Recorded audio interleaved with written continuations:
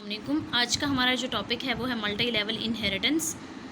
पहले हमने डिस्कस किया था बेसिक कॉन्सेप्ट ऑफ इनहेरिटेंस और सिंगल इनहेरिटेंस। सिंगल इनहेरिटेंस को हमने पब्लिक मोड में भी देखा था और प्राइवेट मोड में भी प्रीवियस लेक्चर में। इसमें हम देखेंगे मल्टी लेवल इनहेरिटेंस। इसमें क्या होगा, आपके पास एक बेस क्लास होगी और हमने यहाँ पे दो डिराइव्ड क्लासेस ली हैं। किस तरह से ली हैं वो हम देखते हैं नेक्स्ट कोड में। यहाँ पे हमने क्या किया, लाइब्रेरी यूज़ किया। लाइब्रेरी के बाद फूड हमारे पास बेस क्लास है। बेस क्लास में हमारे पास दो डाटा मेंबर्स हैं, नेम और नेम वन। नेम और नेम वन के बाद हमने वॉइड गेट डाटा एन जो है वो इन डाटा मेंबर्स को इनिशियलाइज़ करने के लिए एक फंक्शन लिखा है। ठीक है, इसके बाद हमारे पास रेट एक डिराइव क्लास है जो कि फूड बेस क्लास से डिराइव हुई है।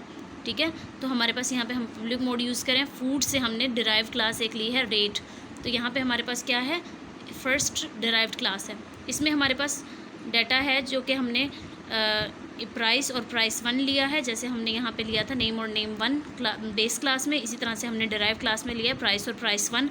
और जैसे हमने पहले बेस क्लास में नेम और नेम वन दो डाटा मेंबर्स लिए थे, उसको इनिशियलाइज़ करने के लिए गेट डाटा एन लिया था। इसी तरह यहाँ पे प्राइस और प्राइस वन को इनिशियलाइज़ करने के लिए हमने गेट डाटा पी को का एक फंक्शन लिया जो कि इनिशियलाइज़ करेगा प्राइस और प्राइस वन को।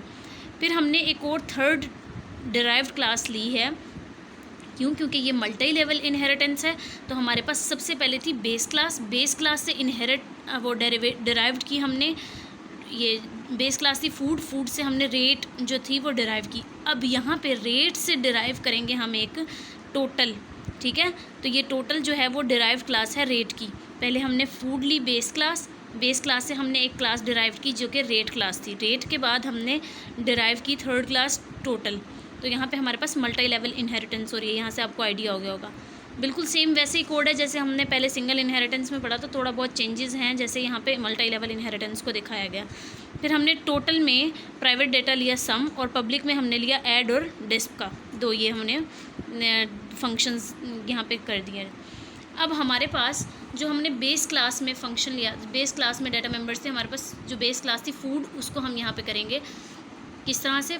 यहाँ पे हमने गेट डाटा एन जो हमने यहाँ पे किया था बेस क्लास में, उसके लिए हमने सी आउट दोनों, पहला हमने फूड नेम लिया, फिर हमने फूड नेम दूसरा लिया। सपोज़ फूड नेम यहाँ पे हम पिज़्ज़ा करते हैं, नेम में स्टोर हो जाएगा। नेम वन में दूसरा हम सपोज़ डोसा करते हैं, या कोई भी आप कर लो, सैंडविच बर्गर कुछ भी, तो ये आपके नेम वन में स्टोर हो जाएगा।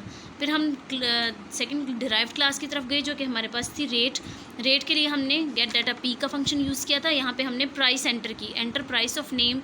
नेम में जो हमने सपोज़ पिज़्ज़ा सेव किया था तो वो प्राइस ऑफ पिज़्ज़ा ले लेगा। फिर हमने सेकंड में फूड नेम अगर डोसा सेव किया था तो वो क्या करेगा, एंटर किया था तो वो क्या करेगा, प्राइस ऑफ डोसा की यहाँ पे स्टोर कर लेगा सी इन में। ये मैं आपको एक दफ़ा यहाँ से क्लियर कर दूँ कोड। अच्छा, फिर हम थर्ड क्लास की तरफ आते हैं, वॉइड टोटल। और यहाँ पे हमने क्या कर दिया, ऐड का फंक्शन यूज़ किया है जो थर्ड डिराइव्ड क्लास है उसमें। यहाँ पे हमने सम किया है प्राइस प्लस प्राइस वन, दोनों की प्राइसेस को वो सम कर देगा वॉइड टोटल, जो कि आपकी आउटपुट में शो होगी। सपोज़ 300 जो आपने पिज़्ज़ा की प्राइस एंटर किया और 200 आपने डोसा की प्राइस एंटर किया, तो वो आउटपुट पे आपको टोटल उसकी प्राइस एंटर कर देगा। ये किसी भी रेस्टोरेंट में सपोज़ आपने कोड जो है वो उसके कंप्यूटर पे करना है, तो वहाँ पे ये इजीली आप इस तरह से डिफरेंट उसकी प्राइसेस कैलकुलेट कर सकते हैं। यहाँ पे वो सी आउट कर रहा है, उसको प्रिंट कर देगा डिफरेंट फूड नेम, प्राइस वगैरह, ये सारी चीज़ें। ठीक है, और फिर मेन फंक्शन में हम आ जाएंगे। यहाँ पे उसने टोटल नम, यहाँ पे ऑब्जेक्ट क्रिएट किया है num dot get data N जो कि बेस क्लास के लिए था। फिर num dot get data P जो कि डिराइव क्लास के लिए था। फिर नम डॉट ऐड कर देगा और उसको डिस्प्ले कर देगा रिटर्न 0। तो ये आपका कोड इस तरह से कंप्लीट हो जाता है। फिर आउटपुट मैं आपको शो कर देती हूँ कि किस तरह से आउटपुट होगी। कि सपोज़ फूड नेम आपने पिज़्ज़ा एंटर किया और दूसरी फूड नेम आपने डोसा एंटर किया। फिर आप प्राइस एंटर करेंगे 100, सपोज़ आपने 100 एंटर किया पिज़्ज़ा की प्राइस, और आपने जो है फिर आपने प्राइस एंटर किया है डोसा की 200, तो वो क्या करेगा, टोटल कर देगा, उसको सम कर देगा उसका, क्योंकि हमने सम का फंक्शन अप्लाई किया है, तो वो क्या कर देगा, उसको टोटल कर देगा।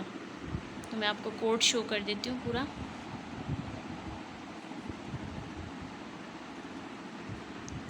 होपफुली आपको समझ आ गई होगी। Thank you very much. अगर कोई भी क्वेश्चन है तो आप नेक्स्ट कमेंट सेक्शन में पूछ सकते हो। नेक्स्ट हम डिस्कस करेंगे इंशाल्लाह मल्टीपल इनहेरिटेंस।